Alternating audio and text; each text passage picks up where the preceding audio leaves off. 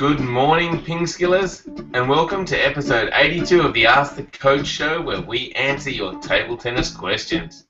Today, we talk about preserving a lead, playing tournaments, Alois's trick of rolling the ball from one side of the bat to the other, and the PingSkills 52-week training plan. As always, Super Coach Alois Rosario is here with me to answer your questions. Welcome, Alois. Good morning, Jeff. And how's things going there? Yep, things are going well. Looking forward to another great show. Yes, indeed. Yeah, yesterday was interesting. Some interesting discussion about some tournaments and players, and yeah. Yep, and a lot more of that to come today, Alois. Good to hear. Yes. So, first up, yesterday's PingSkiller question of the day was: should the ITTF put in place stricter rules to stop ex-Chinese players playing for different countries? What are your thoughts? This is prickly one, this one. This is really interesting because there's a couple of issues. So one is, when we see like the Qatar Open, for example, and this happens especially in the women's side of things we see. If you have a look down the list, I mean, most of the players are expat Chinese players that have moved to other countries. Is it then the credit of the country where those players move to that country is getting good results, or is it just the fact that these players have moved there? But on the other hand, these players have moved there, they've adopted their new country, so, you know, really they should be able to play for whichever country they've moved to. I think the ITTF have already had a good think about this. They've tightened it up a bit. You know, years ago it was just like you moved over to a new country and played there, but now I think it's a 6-year wait. So, you know, players do have to wait a long time unless they move over when they're a lot younger. So I think they've got a reasonable balance, but it still, I think, doesn't look great when you've got just all expat Chinese playing each other in a tournament. Interesting. I thought the ITTF changed the rule, Alois, that it was something like, if you're over 21 and you move, you can never play for that country. Does that sound familiar? Oh, I don't know. I'll have to check on that one. But, yeah. Yeah, we'll have to check up on the rules, because I personally think they've gone too far with it, from my understanding of the rules. And that's for, like, tournaments that are run by the ITTF. With the Olympics, they have their own rules, and Commonwealth Games have their own rules because they're run by different organisations. But I kind of think you don't want to be restricting these things too much. I mean, it's a big move for people to move countries, and if they're going to do that, then I think it's fine. And I don't think there is really a problem with there being, you know, two expats playing against each other in a competition. I mean, it still could be Germany versus Austria, and I think that's fine. So I don't really have a problem with it. I think there shouldn't be worried too much about it, but it certainly is a dividing issue, Alois. Yeah, exactly. And you know, from Australia's point of view, I mean, it's been fantastic. We've got 2 or 3 players that were born in China that play in the Australian women's team. They've been good for the country as far as lifting the level of the country. So I think, you know, from Australia's point of view, it's been great. Yeah, and even I agree. I think from Australia's point of view, it has been great. It's lifted the level. But some people say it hasn't been great because they've come along and they reckon a lot of girls have stopped even trying because they don't think they can ever beat these Chinese players. But I think that's kind of a bit of a loser's attitude, and I think, you know, with the right attitude, that's going to actually help the other players reach a higher level. So I think it's been nothing but good for Australia. Yeah. Yep. Certainly, when I was playing, there were a couple of ex-Chinese players that came in and played in Australia, and that definitely lifted the level in the country. So there were a couple of female players in the country at the time that would definitely not have been as strong as they were if those players had come to Australia. So players like Ying Kwok and Gina Hui came over and were able to lift the level of players like Kerry Tepper and Nadia Biziak and Wendy Hughes and those sort of players because they pushed them to higher levels. Yes, okay. All right, so we will do a bit of research and we'll find out the exact rules for you and talk about it in tomorrow's show. So stay tuned for that. All right, Alois, so that moves us on to the PingSkills question for today, which is, when your opponent makes a service error, do you say thank you? And it seems a bit weird, but we had a question about this. So leave a comment and let us know what you do when your opponent serves a fault. We'd love to hear your thoughts. So go to pingskills.com, click on the blog link. You'll find the show where you can leave a comment. All right, Alois, let's get on to some of the questions. First up from Baswa is, how do we play against a very heavy side spin?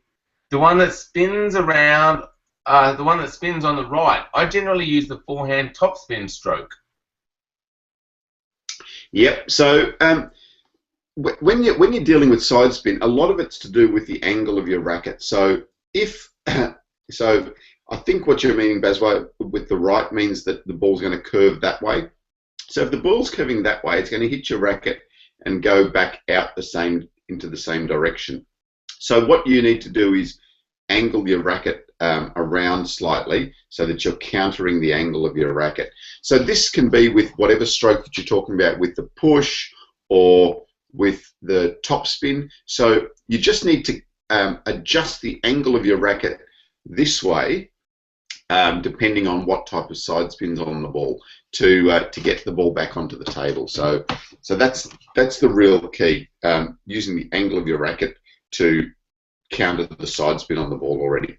Yes, and I guess the biggest time you're going to have to worry about a lot of side spin on the ball is probably on the serve, because during the rally, players don't tend to put as much side spin on the ball.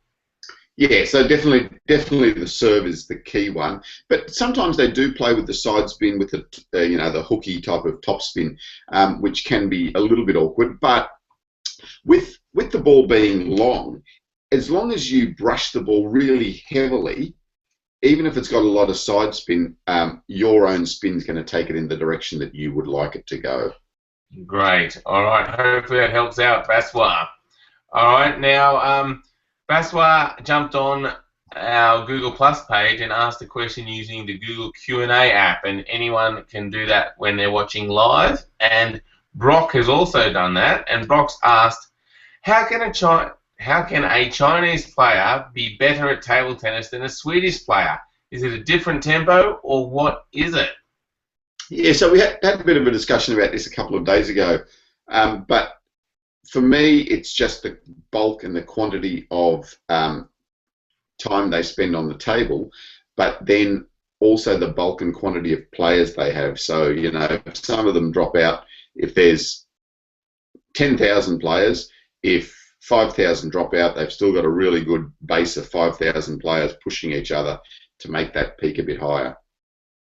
Yeah, it makes a lot of sense, doesn't it? Start with a big base and you train really hard, you're going to get good results. And they love their sport and they do train extremely hard and have a lot of talent to choose from. So it is difficult for other countries to compete, but it has been done in the past. Sweden's only a small country and managed to do it in the 80s, Alois? Yeah, they did. So they were... yeah.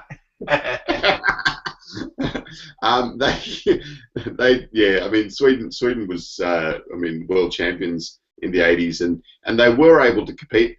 I think at the time the Chinese had dropped the ball a little bit as well, as far as their level. Sweden had a batch of players that came through all together that really pushed each other higher. So Waldner, Persson, Appelgren, those sort of guys, Carlson, all came through together, pushed each other to a higher level as well. Indeed. All right. So Lucas has got a question. He says, how old do you think Tomokazu Haramoto was when he started to play table tennis? That's a really good question. Yeah, we were a bit baffled yesterday. Like, this 11-year-old guy is a superstar for an 11-year-old. I mean, hopefully he keeps going. Like, hopefully he doesn't retire at 14. But it'd be interesting, really interesting to hear when he started playing. My guess is that he's probably started hitting a lot of balls at about 4 or 5.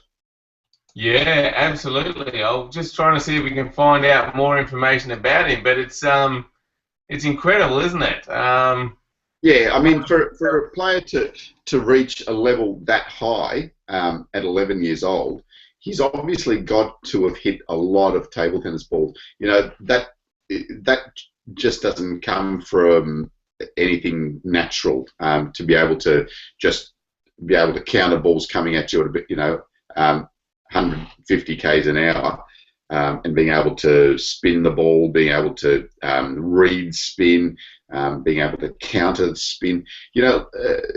It'd be a really, really interesting study to see what this guy has done in the last 5 or 6 years, and what type of training that he has done as well to get him to reach that level. Obviously, there's a lot of we've had this discussion about nature versus nurture, or how much is talent.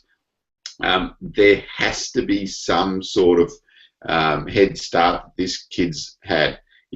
At age 2 or 3 or 4, I reckon that he was probably fairly coordinated. Yeah.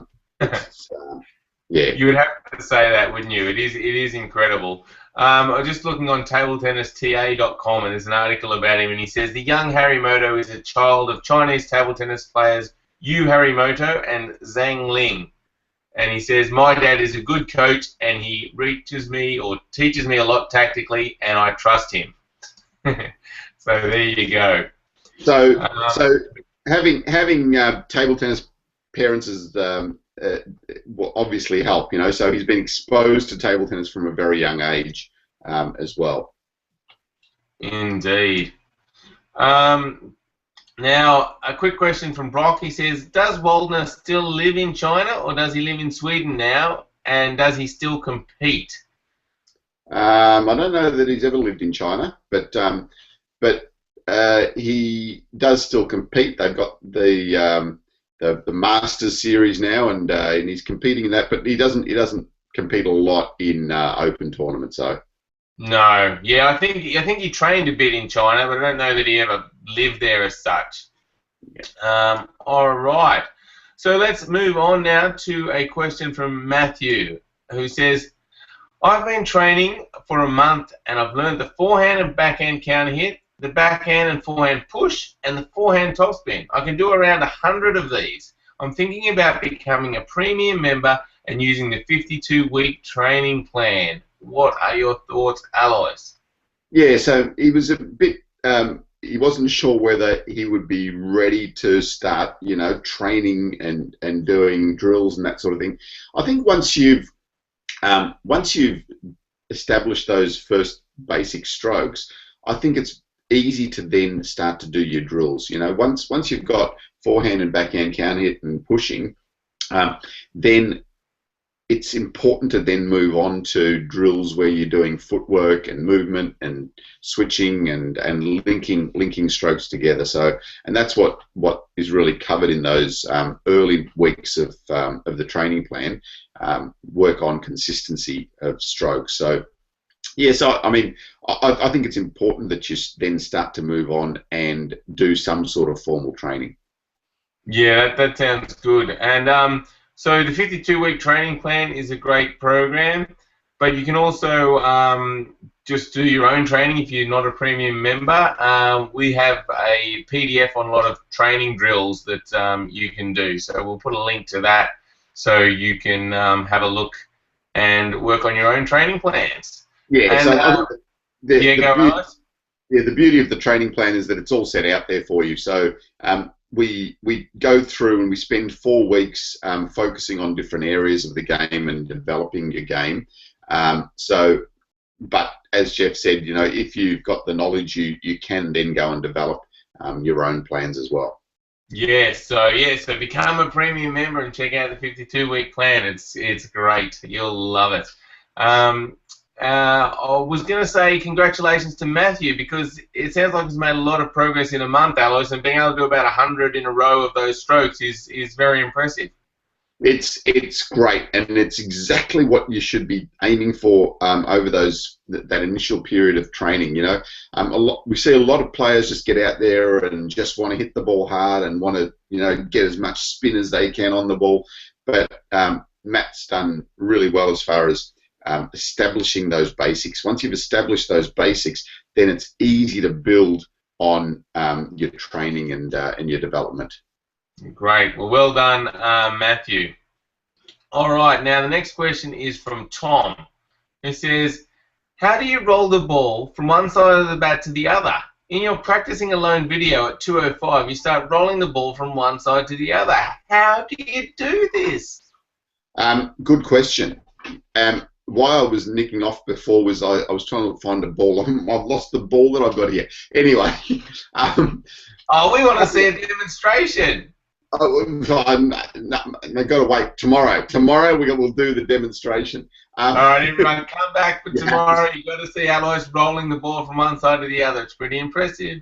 That's right. Stay tuned for tomorrow's show. The basic principles are that you balance the ball on one side, but the real trick is to push the ball up or throw the ball up, but follow the bat up.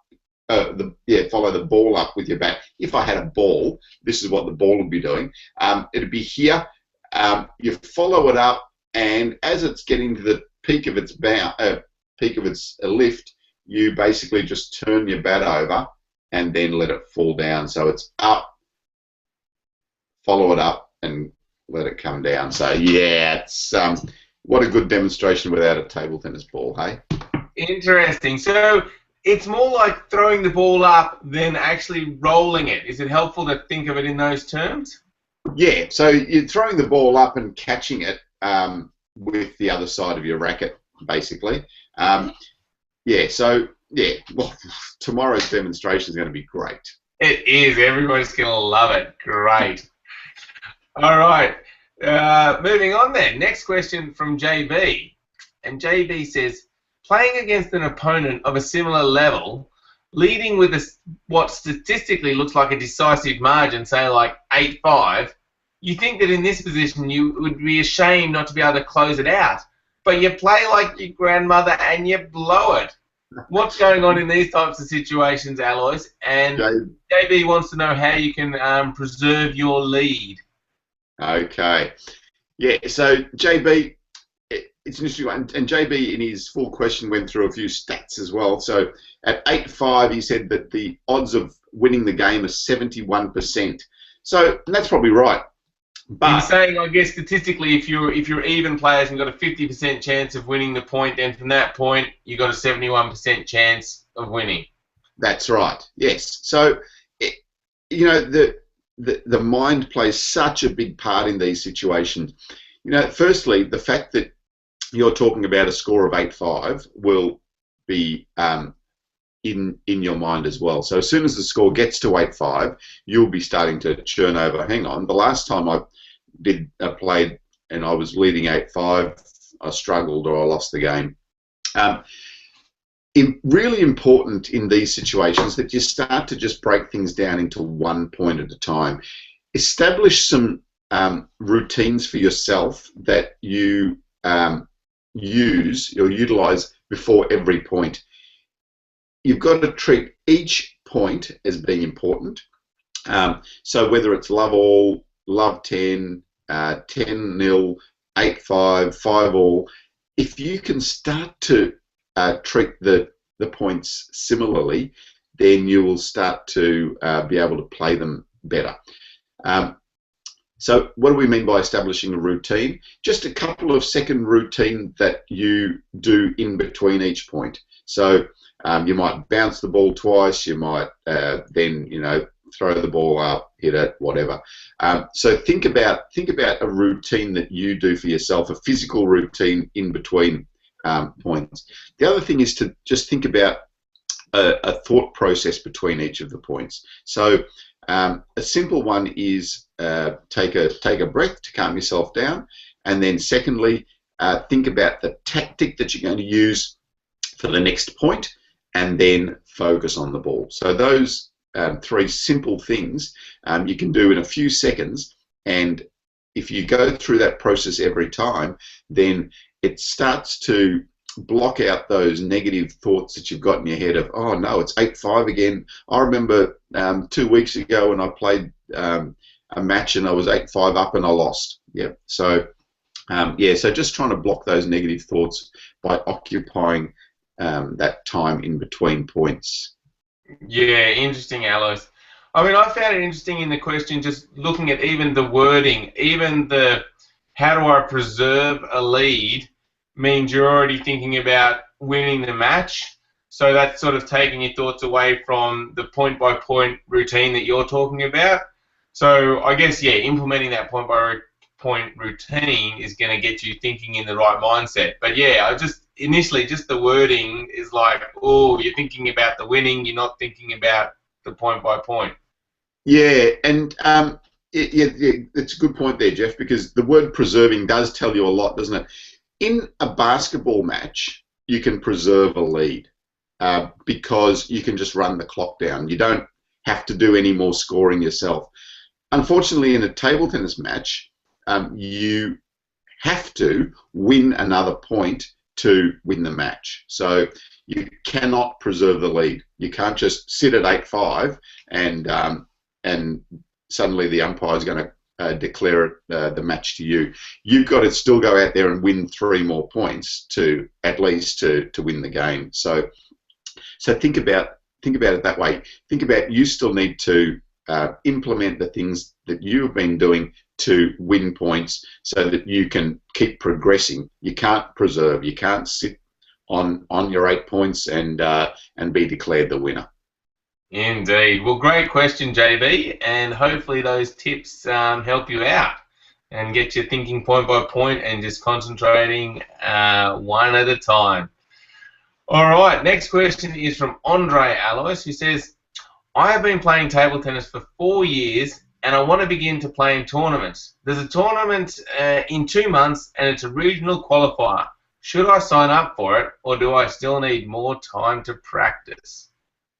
The answer is definitely. I think it's really good to just get in there and play some tournaments initially, just so that you see what else is going on in a broader picture. Often we either play at home or in a little club or at school, and you see your group of players regularly, and you might be trying to reach the top of that group. But there's a much bigger world out there of table tennis. So by playing tournaments, you expose yourself to a bigger range of players. It's a little bit like what we were talking about earlier with the Chinese players coming in and lifting the standard of the country. If you're not exposed to higher level players and you don't see them and you don't get a chance to play against them, then you'll never really understand that there isn't higher level and the things that you can do and can achieve. So yeah, definitely get out there and play in a tournament. Just see what it's like. Great. So Andre's waited 4 years. Should people wait any sort of length of time or just straight away just get in there and try and play in a tournament? I think just develop your basic skills, your forehands, backhands, learn how to serve correctly, learn the rules. But there are different levels of tournaments too. So I wouldn't recommend you entering the World Championships because you wouldn't learn anything as far as being out on the table. You're better off just going and watching. But at different tournaments, they have different levels of play. So they might have a Division 1, Division 2, Division 3, that sort of thing, or they might have different age groups. So just go in there and find something that is reasonably suited to you, and give it a go. Excellent. All right. Well, good luck, Andre. Enter that tournament and let us know how you go. You'll have a great time. All right. Now we've got a few more Q&A questions from our live viewers, Alois. So first, one from Vasla, who says, when practicing the backhand counter hit, I don't follow through much, but the ball goes really nice. Is it really important to follow through with the backhand counter hit? Yeah. So initially, just make sure that you're starting in a good position and finishing with your bat coming through. So you don't have to get your bat going all the way through to start off with the counter hit. Just develop the control of the bat on the ball. Learn how to control that initially, and then you can start to add a little bit more wrist and a little bit more movement through with the arm. So yeah, no, initially just control the ball, learn to put the ball back on the table consistently, and then you can start to develop and extend your stroke a little bit more. Yeah, that sounds good. But even when learning, I guess that start and finish position are quite good indicators to help you learn the stroke. Yeah, they are. So, take a look at the lesson on the backhand counter hit and just see where we have our start position and our finish position. Hit those 2 points with your bat from here to here, and yeah, you won't go too far wrong. Excellent. All right. Now, quick one from Brock. Who was your grown-up idol in table tennis when you were kids? Waldner. Yeah, it was the Swedish players for me because they were beating the Chinese at that time, and Waldner was the best of them. So Waldner and Persson, probably my idols. All right. And one from Lucas Alois. He says, it's very impressive. Tomokazu proved how good you can get in a couple of years. Do you think that if you practice hard enough, you can reach that level in just a couple of years?